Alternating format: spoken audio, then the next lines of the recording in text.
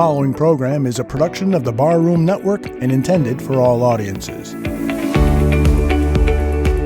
What would your message be to young women that are just getting started or want to get started in sports broadcasting? Was there anyone that you worked with early on or maybe you built a bond with that kind of helped usher you in as a young broadcaster? Was there ever an initial comment or situation from a coworker that first struck you that you might not be getting viewed in the same light as everyone else? Social media has clearly created a new medium for people to be cruel in the matter of seconds. Do you feel that has made it more difficult for women, or is it simply just bringing to light the ignorance that has always been there anyway? What inspired you to get into sportscasting? Pass the Mic with Alyssa Barbieri and John Buffone. Hello and welcome everyone to another episode of Pass the Mic, a show dedicated to spotlighting female voices in sports media. I'm Alyssa Barbieri, and alongside me is my co-host, co-producer, and friend, John Buffone. You may know us from our Chicago Bears podcast, Buffone 55, here on the Barroom Network. John, how you doing today? I'm doing great, Alyssa. I mean, I'm excited just to be back here again. We had a great inaugural show with Peggy Kaczynski, and if you haven't heard that episode, you should go back and listen to this one. But I'm just really excited to be back and doing another episode. I'm super excited to be doing this again as well, and we have another great guest for today's show. But first, can you let our listeners know exactly what this show is all about and what our goal is here? Absolutely. Pass the Mic is all about empowering female voices in sports media. There are so many talented women in sports media today, and all too often they're criticized for how they look, what they wear, or they're not taken seriously simply because they are female. So this show will not only spotlight talented women, it will bring to light the struggle they went through to get to where they're at now. For sure. And I think that it's important to note that sometimes our guests will be from a big network. Other times it will be a regional guest, because no matter where a woman works or what level they are currently at in their career, their story is just as important to tell. And we hope that we can present you all a different perspective to think about. That's right. And we have an incredible guest today. I could list all of her accomplishments, but this is a podcast and not a documentary, so we have some time constraints. She is a Canadian athlete, coach, and broadcaster. She's the game day host for the Saskachewan Rush Lacrosse team, and she is the host of In the Huddle that follows the Saskatchewan Roughriders of the Canadian Football League. She's also a speed coach for football and hockey athletes and has played on the Canadian national women's football team. I'm running out of breath here. She also competes in Olympic lifting and holds her province records in snatch and clean and jerk. And just for the hell of it, she once won a car on The Price is Right. Her name is Amanda Ruller. Amanda, thanks so much for taking some time out of your obviously busy schedule to talk with us today.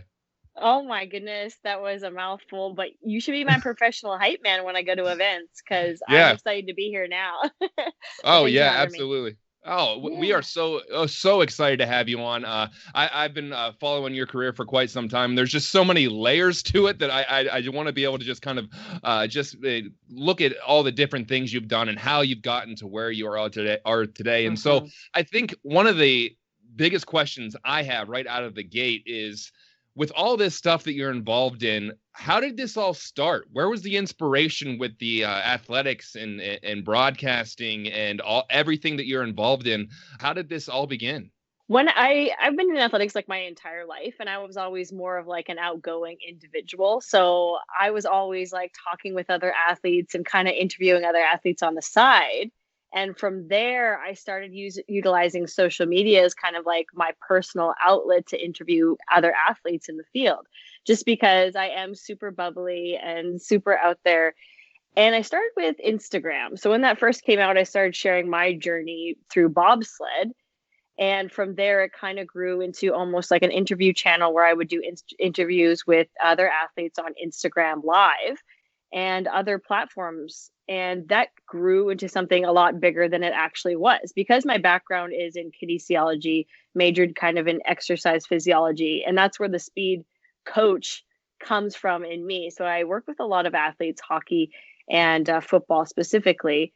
But the other part of me loves being this outgoing individual.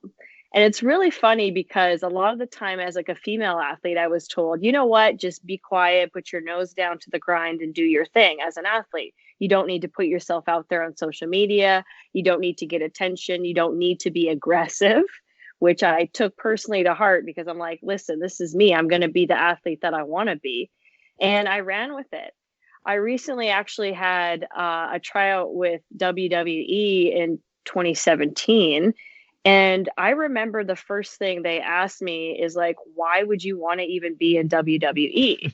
And I said to them, and it came from my heart, my entire life I was in athletics. And I felt like I was not only an athletic person as an athlete, but I was an entertainer as well. And I never felt like I would fit into something until you kind of showed me that WWE is somewhere where athletics meets entertainment. And I feel like this would be something huge for me.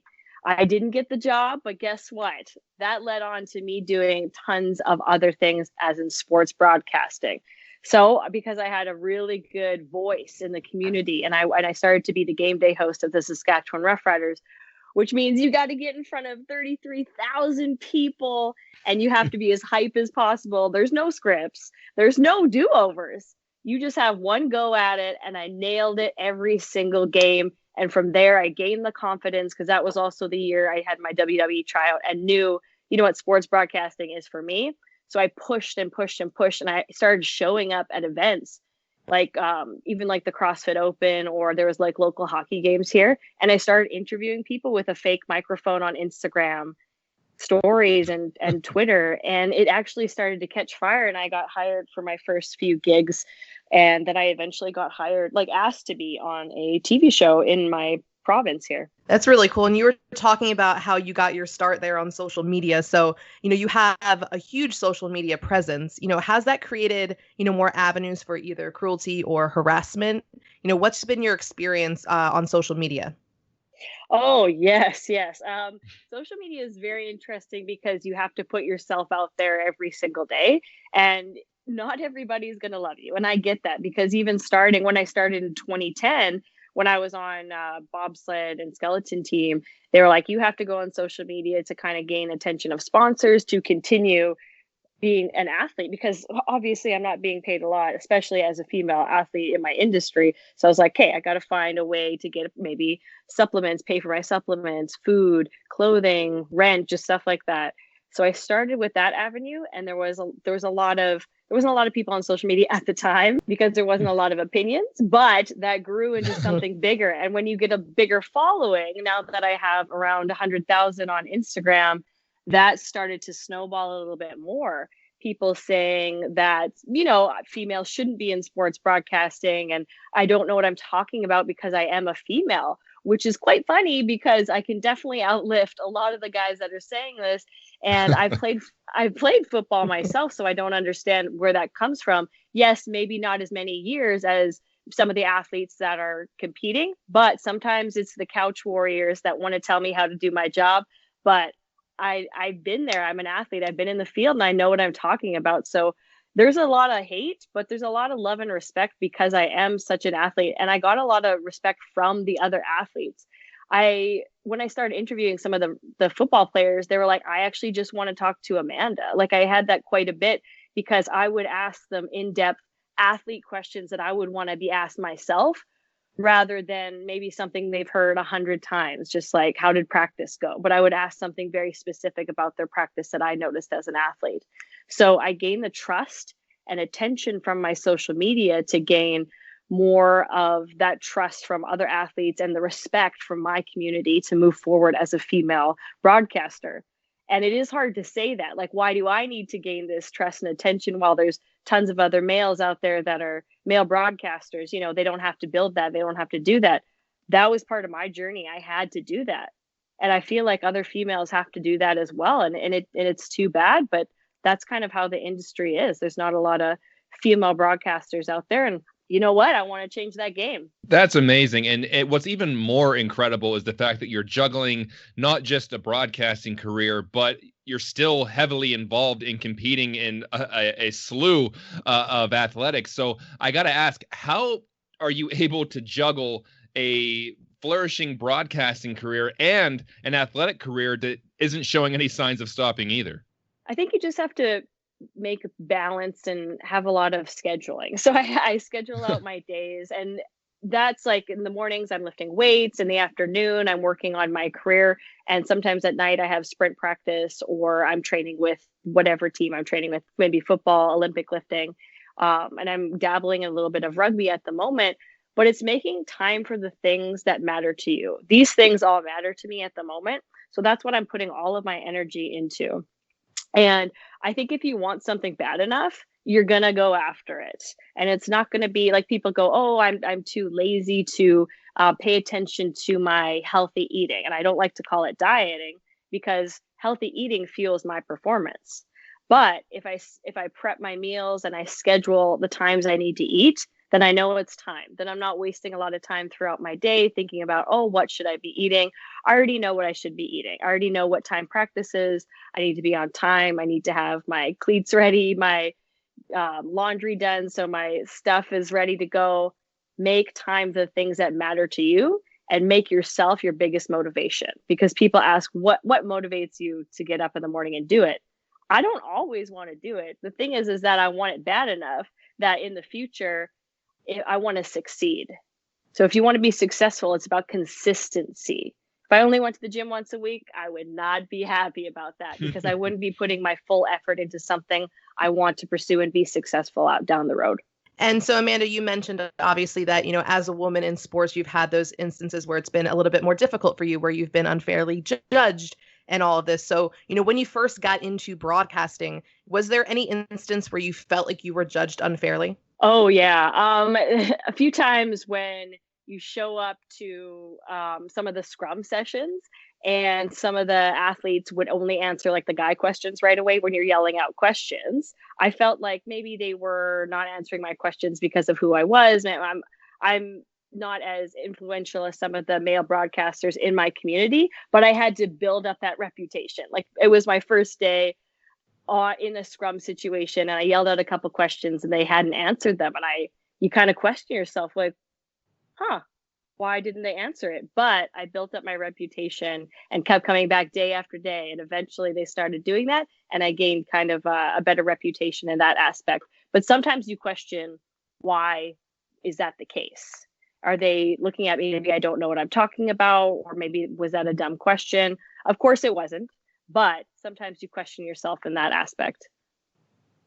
For sure. And we're talking about how social media can play a big role in this. And whether it's on Twitter or Instagram or an email or Facebook, when you see some of those criticisms, or you experience some of that harassment, how do you deal with that? Because I think everyone kind of deals with those things differently. And, there's no perfect way to handle that.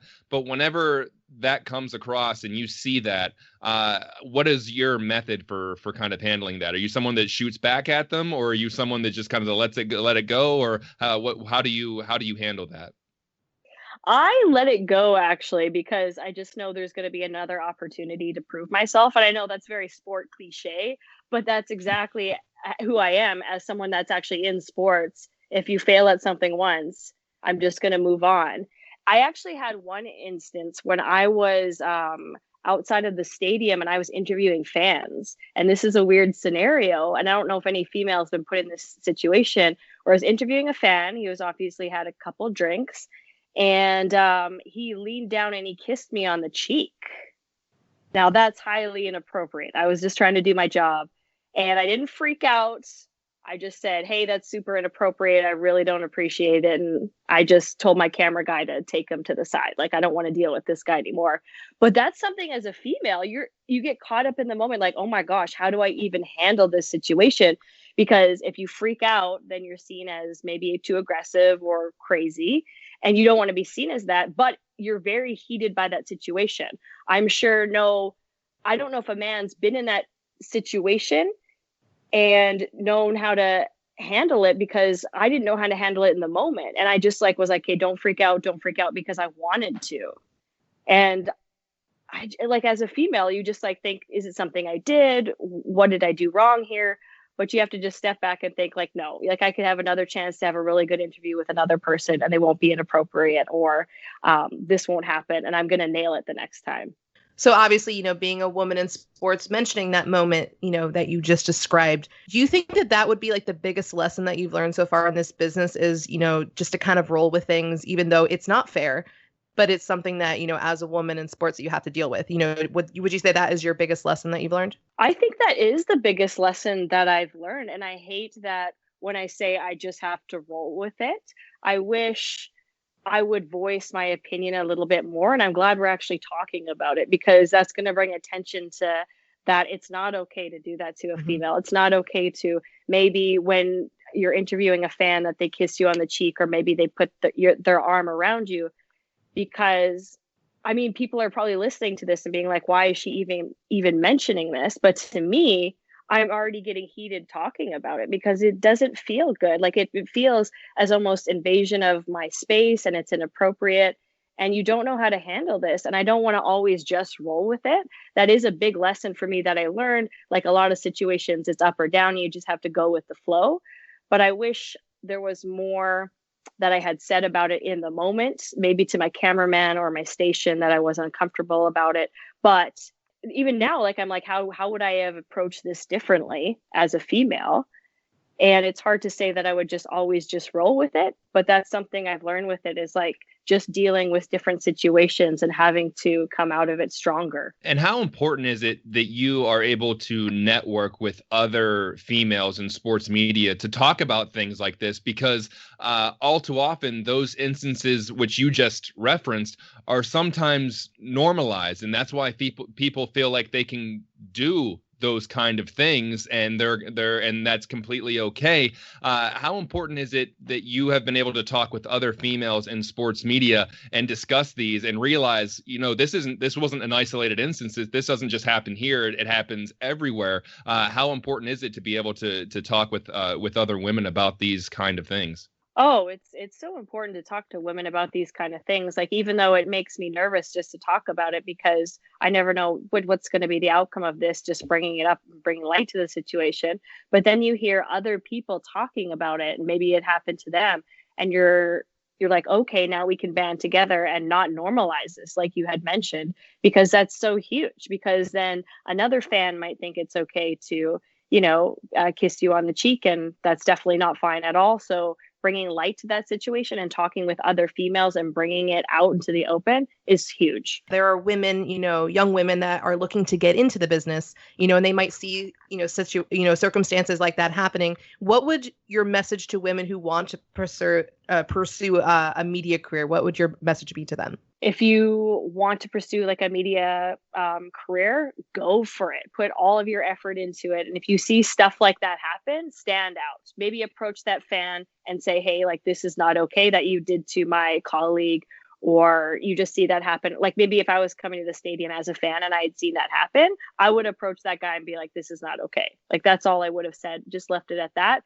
But just make it so it's not normalized that that's an okay situation. Keep pushing, because stuff definitely happens. Like, that stuff happens to anybody, any female.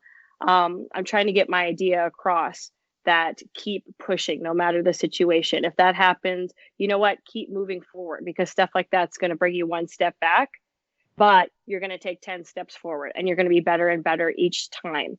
Study, do your, get some reps in. So I get reps in at the gym. I actually get reps in at home as well. So I started even streaming on Twitch just to get some reps in, because there's not a lot of sports going on right now, just to talk to an audience.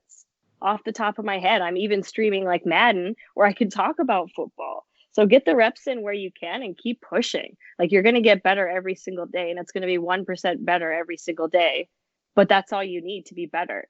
And you kind of talked about this in your last answer, but I want to go into it with a little more detail. You talked about your message to women who want to pursue media career. What would be your message to men who, not necessarily who are pursuing a media career, but in general, what is your message to men to better understand what women have to go through to be successful in this business? Because there's a lot of extra stuff that you've had to put up with that I never had to put up with going through whenever I was starting in my media career. I never had to deal with that. So what is something that you would like to talk to men that say, hey, this isn't on the same playing field. We do have extra hurdles to go over. So what would be your message to men, and even maybe not even in the media, but maybe fans as well?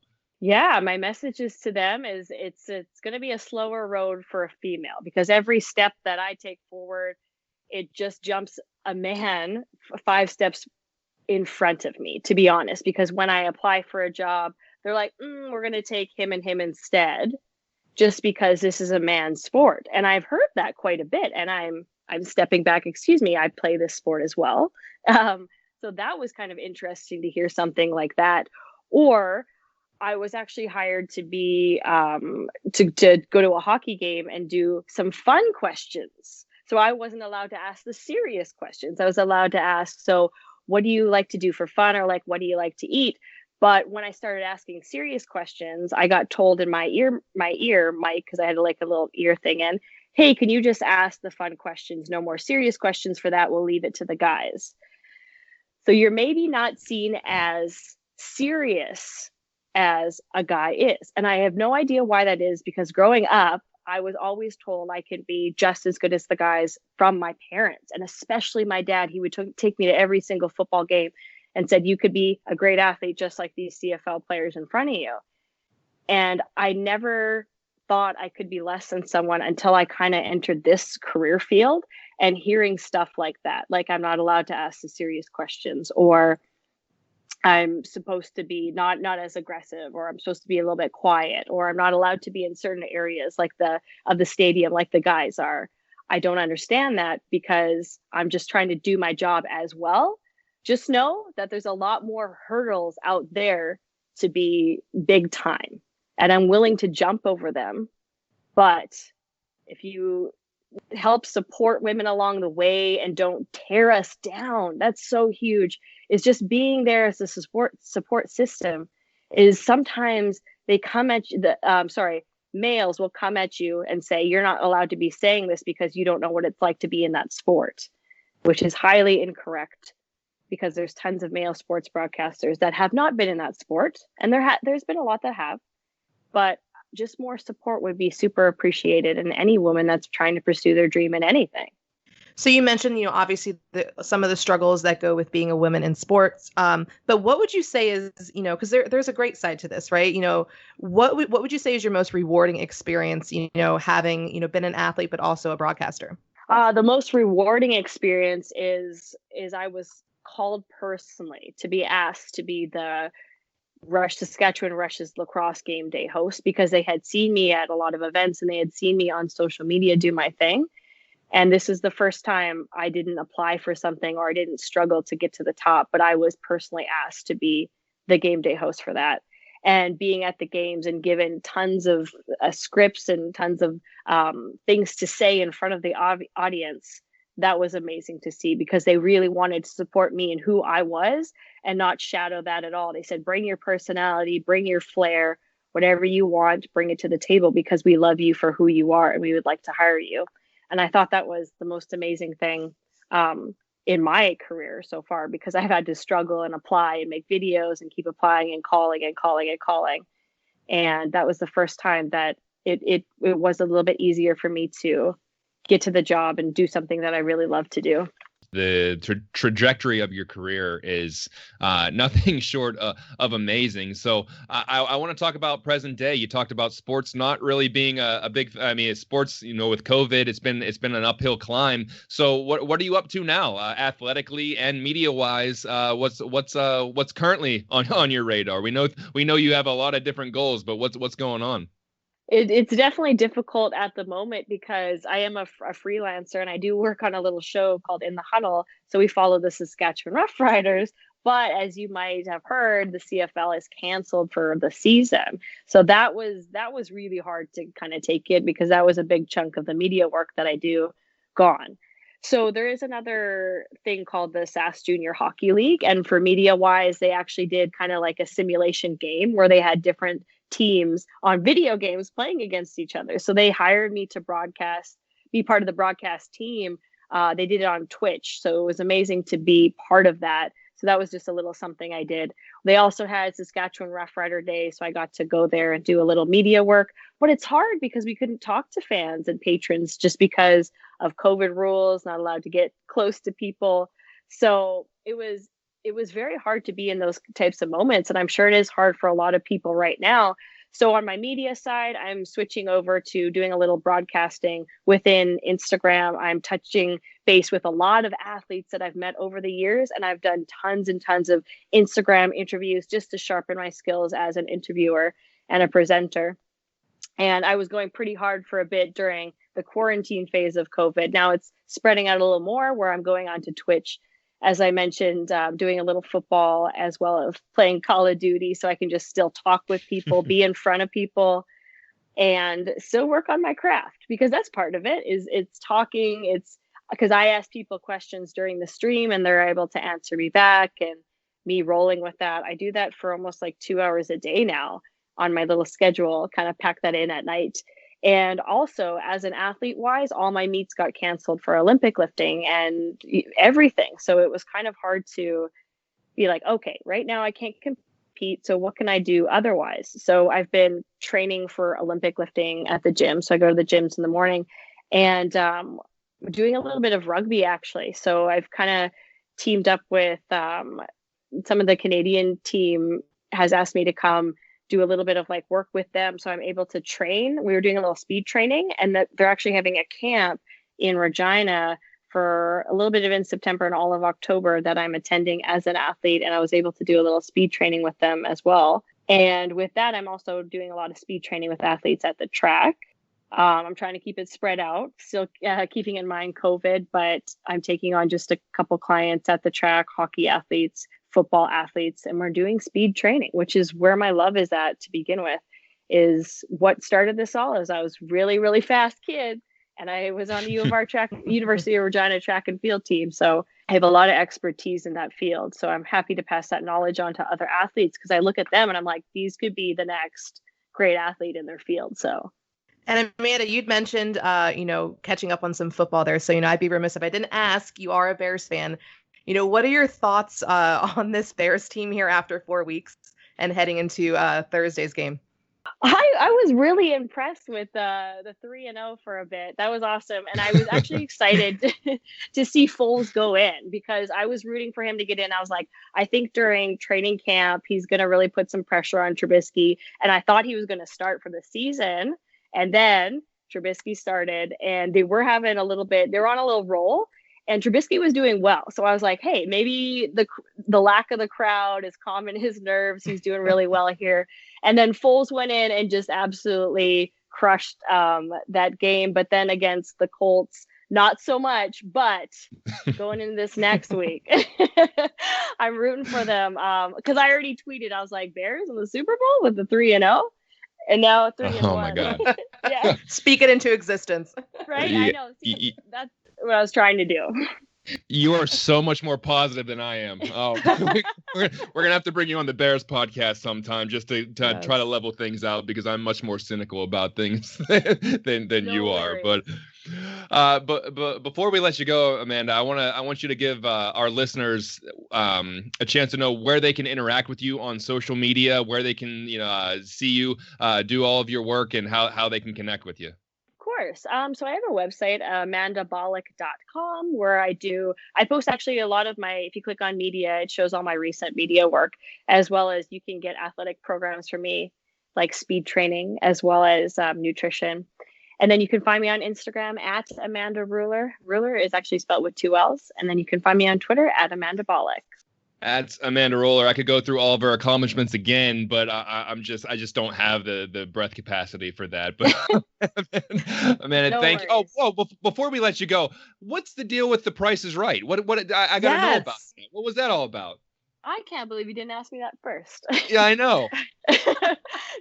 All right, let's start from the beginning. So there I was, California, Los Angeles. So I was waiting in line with some friends, and we actually had to get there at 8 a.m. was the call time, because we got some free tickets to go. And the producers go through the entire line, and you have 30 seconds to tell them about yourself. So they got to me, and of course I was this bubbly, short, 5-foot girl. And I'm like, hey, I'm super Canadian. I love Plinko, and I play football for the Lingerie Football League because I was playing for them in LA for the LA Temptations at the time. And they were like, oh, really? So they went on to the next person, and somebody beside me was like, I think they might pick you, because I could just see right then and there, they were just kind of eyeing me up. They wrote something down on their list. So we get into the studio finally, and it is quite a long wait. I will give that away. It's quite, it's like almost a 3-hour wait to get in the studio. Jeez. Yeah. So once you do, they sit you down, and they were calling up the first line of people, and I was the last one they called up, and I exploded with energy, and I ran up to the front, and they had some speakers and a laptop that they were giving away. Speakers was for your car, speakers for your car, and Sirius satellite radio, and a laptop. And everybody guessed like these crazy numbers for these 2 prizes. And they got to me, I was like, there's no way, these guys are all over. I bid $1 because I am that person. And I won. Like, everybody was over, and I won, and I got to run up on the stage. And I remember in the moment, Drew Carey asked me, what's your name? And I kind of had one of those moments where you can't hear anything. Because I think from sports, like I kind of black out when I'm doing sports. And I looked into the audience, and I just started flexing, because I guess that's my move. And he was like, you go to? Because I rewatched the episode, and he's like, what's your name? And I started flexing, and he's like, all right then. He's like, we're going to play the game high-low. So it's the one with the big, like you have that big dice. It's just one. And he's like, okay, you could win a brand new car. And I was like, Drew, I actually need this. Really funny story. Not so funny, but I got into a car accident a week before where a drunk driver had hit me on my driver's side, ran a red light, and it totaled my car. And so I didn't have one. So we ended up playing high-low. I guessed all the numbers right. Like I rolled the dice. He's like, no, that's not it. It's a higher or lower. And I guessed all the numbers correct. And so I won a brand new car, and I freaked out. I was running all over the place, and I ended up going to the Showcase Showdown because I had spun a 90 on the wheel. And I actually bid over on the showcase items. Like it was like a sailboat and some diamond earrings and a trip to San Diego.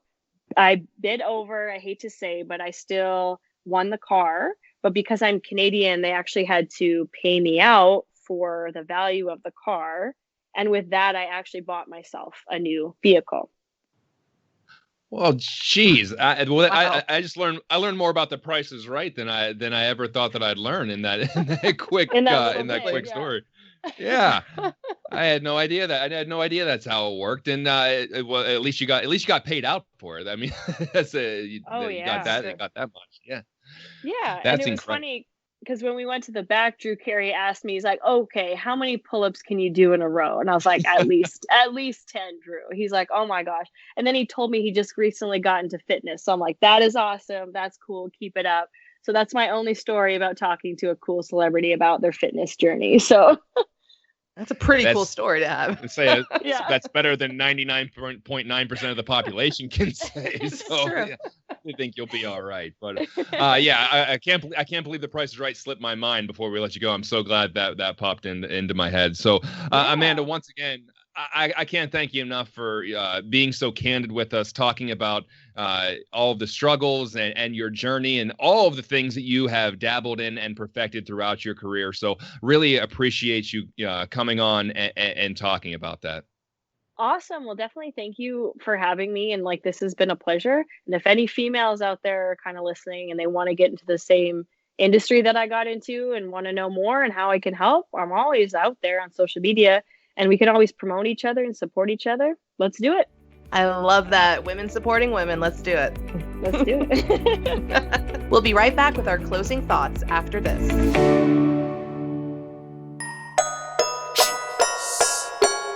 Hey everybody, it's Aldo Gandia to let you know that Peggy Kaczynski is bringing her podcast to the Barroom Network. The sportscaster and her son can be found here at the Bears Barroom Radio Network, and in fact, the latest episode has already dropped.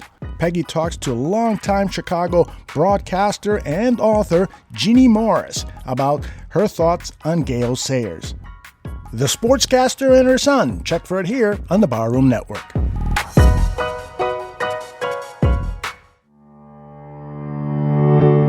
Welcome back to Pass the Mic. John, just what an interview. I felt like we could have stretched that into a 3-hour event. I mean, there was just so much to unpack, talking with Amanda there. She has had an amazing journey, and it's not just what she has done, it's how she has done it. You felt the energy, you felt the passion, you felt her drive to accomplish what she wants to do. And the fact of the matter is that she's been in think about that career, and it's like you're working with hockey athletes and commentating hockey, and then with the CFL and with lacrosse, and she's working on rugby now, and it's just an all-around athlete. Do you know how much, I covered sports for a pretty extended period of time. It takes a long time to get familiar with different sports that maybe you haven't been around before. And she has done it so well. And that comes from just being dedicated to it. So it's just incredible what she's been able to do. And we talk about these dual threat athletes. And I feel like, Amanda is just this dual threat, sports person in general, obviously an athlete and an amazing and accomplished broadcaster. So, listening to everything that, she had to say and how she got started in this business, and how she, basically how being an athlete actually helped her in broadcasting, because it helped her, ask the kind of questions that she wish, she would be asked. And, it was really interesting to kind of hear both sides and how she juggles both, because my goodness, just doing one of those jobs is hard enough, and she's able to do both of them with just such grace, and she makes it seem easy. I'm so glad she took the time to talk to us. Exactly, and she aims so high, and and how about she just kind of brushed off the fact that I had a tryout with the WWE, I didn't make it, so I moved on to the next thing. The mental strength it takes to be like, I tried out for the WWE, I had a tryout with them, I didn't make it, so I just started doing something else, and it was like, man, I think I would have been crushed, but you go, okay, you just go ahead and you're like, okay, on to the next thing. It takes a lot of, obviously she's physically strong, but mental toughness and mental strength as well to just go on to the next thing. So it's just I also appreciate her being so candid about some of the struggles that she had to go through, and some of the instances that she talked about where just you hate hearing it, but I think it's ultimately important to bring it up to let people know that this stuff happens. This isn't just isolated incidences where, people get outraged and they try to make a big deal about things. This stuff is a big deal, and it can't happen, and it shouldn't happen. And the more people hear about it, maybe the less likely it is that they do something stupid like that. So I think it was incredibly important that she brought it up. So I am very grateful that she was able to allow us into that part of her life. And before we wrap up, I want to thank everyone for tuning into this episode. We hope you will join us again and again and again. I want to thank Amanda Ruller for coming on. I want to thank Aldo Gandia, who's running the board. And I want to thank you, Alyssa, for being a big part of this show and your other contributions to the Barroom Network. I am so excited. This is our second episode, and I feel like we've been doing this for a while, and I can't wait to, we've talked to 2 amazing women so far, and just knowing that there are so many more amazing women out there that we get to talk to and continue to shed light on, some of the injustices, on women in sports, but also celebrate their journeys, because what they've accomplished is amazing and should be celebrated. So I'm super excited. And since you brought up our other show, I might as well plug it. So please tune in every week. Tune in every week to Buffone 55, where John and I break down the Chicago Bears' most recent game and interview an expert on their upcoming opponent. There are also some epic rants from John that he manages to squeeze within 55 seconds, which is something that I could not do. So, bravo, John. It takes years of practice. I assure you, that's not natural. But before we head out, I want to remind everyone to give Alyssa a follow on Twitter at Alyssa Barbieri, and myself at JD Buffone. Also, follow the Bears Barroom Network for all of our awesome shows where we got sports, entertainment, and beyond. And also be sure to check out our website, bearsbarroom.com. But for Alyssa Barbieri, I'm John Buffone. We'll see you next time on Pass the Mic.